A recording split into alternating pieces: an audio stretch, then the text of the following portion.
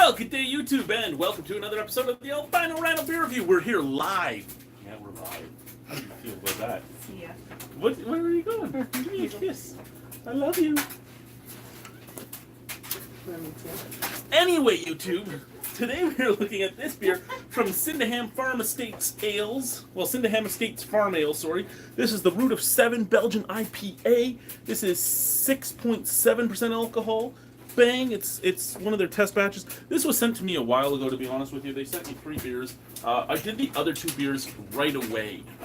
They're still on the phone, though. They haven't been uploaded yet, so if anyone from Syndeham does end up seeing this, they will go on. I'm sorry, I don't use a video camera anymore. It's just I don't have the time I used to have. So it all goes right onto the phone, goes onto the computer. From there, it goes right up onto the internet.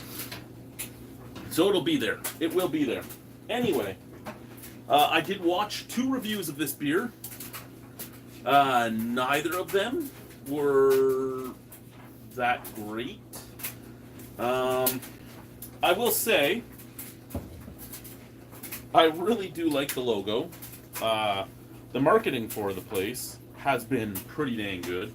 When they contacted me to ask me about doing this, it was because Redbeard was contacted and he sent them our way. And, yeah. It is what it is.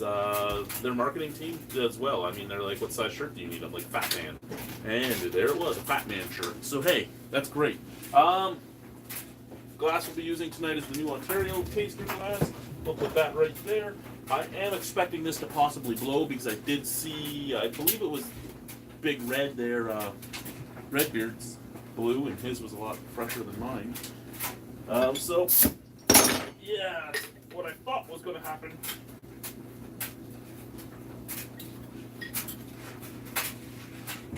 Okay.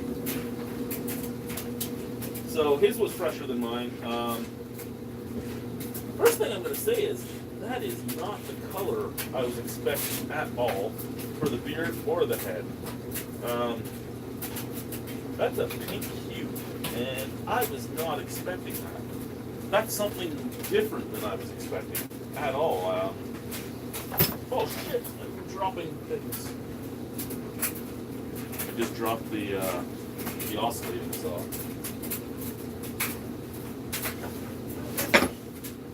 Hey, I didn't cut myself, mouthpiece.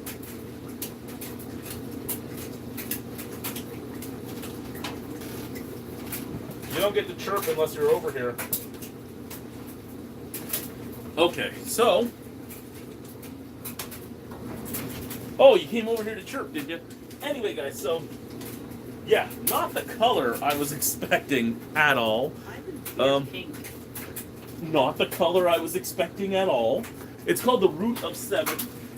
It is a Belgian IPA. It is slightly infected.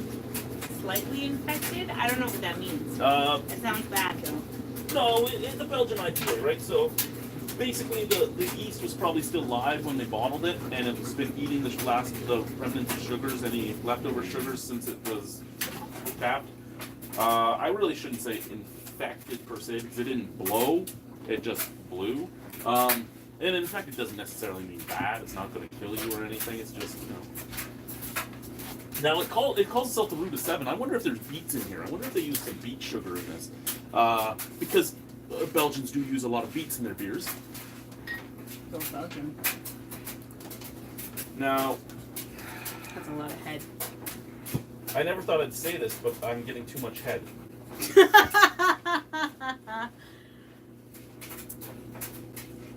And I don't want you to remember that either.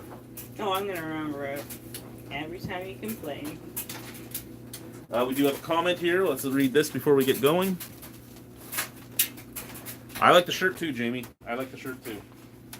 Okay, so we've got a fat dog drinking beer. Should the fat dog be drinking beer? Over there. Yeah, pink, lots of head.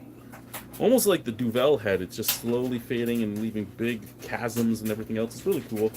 Hazy, crazy, pink color. The only thing I can think of is they use beets. It's the only thing I can think of for that color because Pink I champagne. mean, you can't really smell anything. It sounds like there's any fruit on there or anything. It smells like beer. It really does. It doesn't have much of a nose.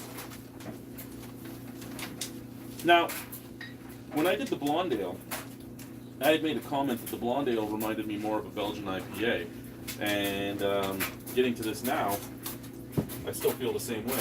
But anyway, let's try it. Cheers. I keep pouring more, hoping to get less head, but I keep just getting more head. I thought I was the one who gives head. I thought you were the one that gave head too. And I have this.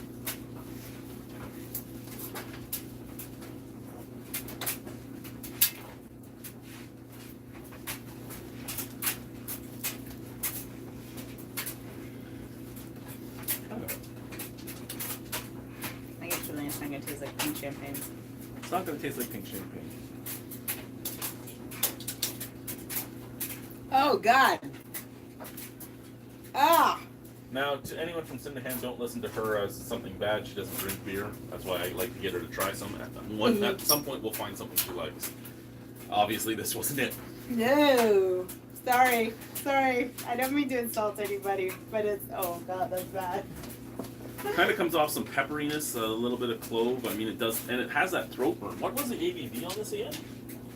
Fucking 6.7. Okay, so it shouldn't have the burn it has. It shouldn't be as astringent as it is. Earthy, drying.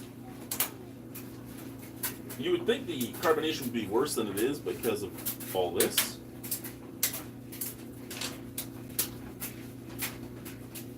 But it's not really all that bad.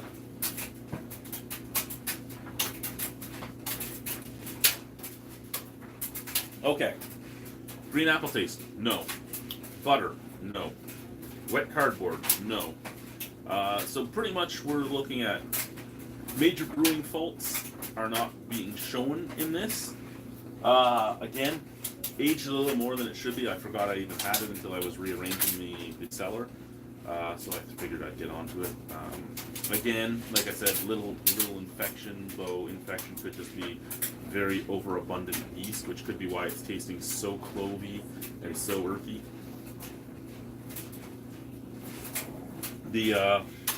I don't refrigerate beer for the most part. I drink beer room temperature or cellar temperature.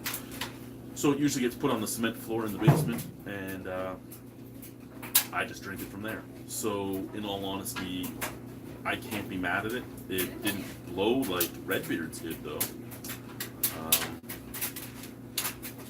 You should have seen Redbeard's go. He only got like this much beer out of it. He was angry. He was crying about it. Out of what? This one? Yeah. Too much head? Yeah, Redbeard, you got too much head, too. You got more head than I did. Maybe because you were sat for longer? Well, I would think that would make it worse, to be honest. That is a lot of head. You know you're an expert, but that don't seem right. So the beer looks cool. I'm still almost 100% sure they use beets in this. It does kind of have that weird off-sweetness to it. Off-sweetness. This is Miss Diabetic. Taste it again. No. Mm. I only played that game once. Don't drink it from the bottle. That almost went right up my nose. Okay. So again, green apple, no. Butter, no. Wet cardboard, no. So major brewing faults are not there. That being said, that was weird. That being said, don't like it. But no major brewing faults. If they did use beets in this, it would explain why the yeast went all crazy like, because there would have been a lot of residual sugar in there. It explains the color both of the pinkish hued head and the pink beer itself. It explains kind of the haziness. If they did use beets in here, the super duper yeast fuck out here would be explained as well as to why it's coming off so yeasty, so clovey, so earthy, because the yeast would be the major flavor you taste. I don't even know if I had this when it first showed up, if the taste would have been much different, because this was bottled, it was brewed November 8th, and it was bottled November 21st. So by the time it got to us, it would have been, I think it was, this package came in January or February, I think. I can't remember. I can't remember when this package came, to be honest. It might have been right before the New Year. But I don't think so. I think it came while the kids were here because it was, Aaron came and drank with us. I think that was in January, wasn't it? Possibly. You had a few packages come between November and February. There's like 4 or 5 when they came. So. Okay, so I think this was a January thing. So even if I drank it then, it would probably be at the same hit that it's at now. Out of 10 on it, in all honesty, not much. Fuck. There's no major brewing faults in it. It looks cool. It's an interesting idea if they did what I think they did. But that being said, out of 10,